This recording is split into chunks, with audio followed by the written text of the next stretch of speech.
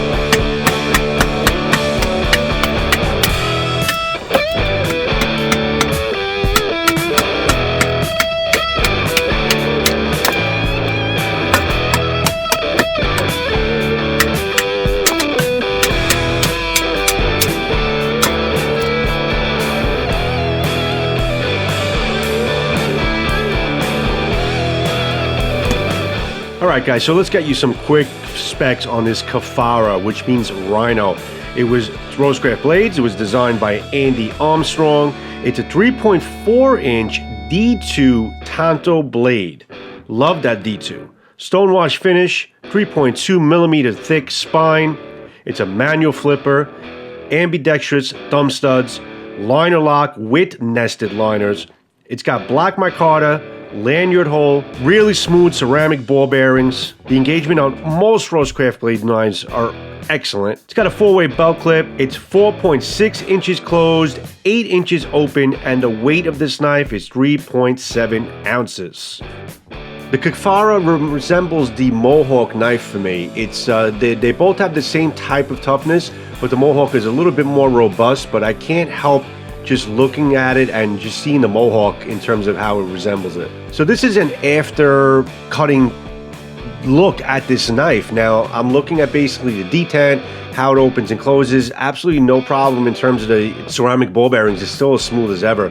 What's really amazes me is how beautiful that stonewash finish kind of just resists any scratches or any indentations or anything on the edge. The edge is immaculate after cutting through that steel belted tire, which again, it's other knives have seen scratches on the edges, which you've seen my Toughness review, but this D2 steel really handled the cutting very well. I mean, it looks like the knife hasn't even been used, and I really did put this knife through hell. I can honestly say this is after cutting, and it looks pretty great. Still held a good sharp edge. I mean, it's still slicing sharp. And it impressed me. It impressed me how resilient this knife was in terms of the liner locks, in terms of how strong it is, in terms of not affecting the opening and closing or the liner lock mechanism at all from all the pressure I put onto that liner lock. And of course, how beautiful the knife looks. Look at the grinding patterns on the knife. You see some blemishes, but it's just gorgeous. I'm turning into a really big fan of stonewash finish. I think that if you're looking to use a knife for hard use, that's definitely a finish you want to go with. It shows the least amount of use on the stonewash and just looks really nice.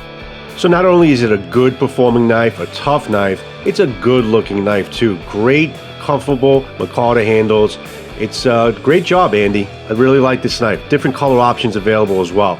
All right, guys, as always, on our channel, we support our U.S. veterans. Hashtag 22 a day, no more. What that means, guys, is that 22 veterans a day take their own lives. So anything more than the number 0 is way too much. So what we're saying is, veterans, you have a place here on our channel. And to our active military, much love and appreciation for everything you do with us every day. Guys, wow. That's all I can say is freaking wow. This knife is badass. This knife handled some tough measures that I put it through. And again, it's not something that you should be doing with your knife, but you know what? It handled it. And if you wanted to use this as a work knife, you wanted to push your folder a little bit more, this knife was tough and it handled it pretty well. Really no damage. The edge is great. I was very, very impressed, and I'm really glad to see RoseCraft Blades putting out some tougher knives in round 2. And I can only imagine it's going to get better and better and better. So again, another winner, another hit it out of the park for Andy Armstrong. Andy, you did a great job. This is another great knife. I really do love all of your designs, and with the Toughness that I just reviewed, that's out as well. You should see it in my catalog. These 2 knives are two more really tough knives, really good additions to an already great lineup from RoseCraft Blades. Swags, Andy, Chase, Chase Nard, Hawkins Rose, they're all fantastic people there. I met them all at Blade Show, and I just love dealing with them, and they're awesome.